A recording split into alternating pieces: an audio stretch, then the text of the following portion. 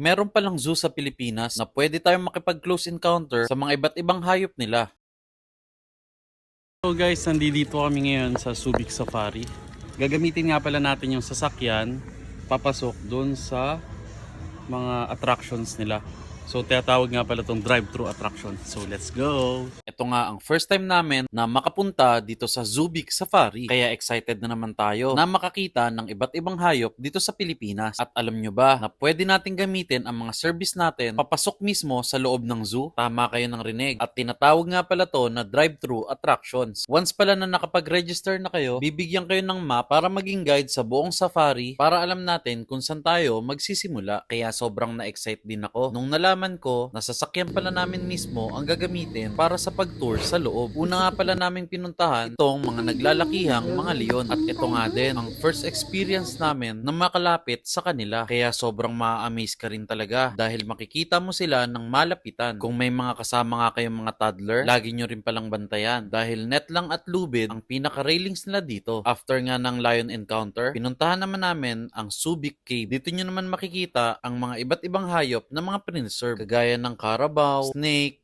crocodile, lion, tiger, at marami pang iba. Kung napanood nyo nga ang Ilocos tour namin, sa Baluarte ay napakarami nga ring mga hayop na pinireserve nila doon. After nga namin sa Subic Cave, sunod naman naming dinaanan ay itong mga butterfly area. Dito nyo nga makikita iba't ibang klase ng butterfly. At after nga dito, pinuntahan na rin namin pinaka-the best na activity dito sa Subic Safari at tinatawag nga tong Tiger Safari Ride. Once pala nasasakay kayo dito, ay kailangan nyo mag-avail ng chicken na ipapakain sa mga tiger. Worth 250 pesos nga lang pala yun mga kabiyahe. Tips ko nga pala sa inyo, kung may iba naman kayong kasama sa Tiger Safari Ride, pwede kayong mag-usap para maging tig 125 pesos na lang kayo. Kagaya nga ng ginawa namin dito. Dahil 2 groups nga kami na nakasakay dito sa jeep, naghati na lang kami. Need nyo kasing mag-avail ng manok para lumapit ang mga tiger sa amin. Si Tom at si Jerry nga pala ang tiger na natsyempohan namin sa pagpasok namin dito. Laki no?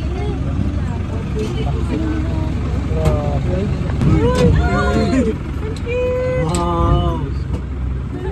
Nag-rides. Ano mo? Nagtataas mo? Tiger. Wow! Hello, tiger. Bye-bye. Okay po, selfie na po kayo. Halika dito. Kenzo, look. Natatakot ka ha? Natakot. Alis, puwang ka lang. Full. Jerry, Ismail. Jerry! Jerry! Jerry! Okay, Jerry. Hi, Jerry.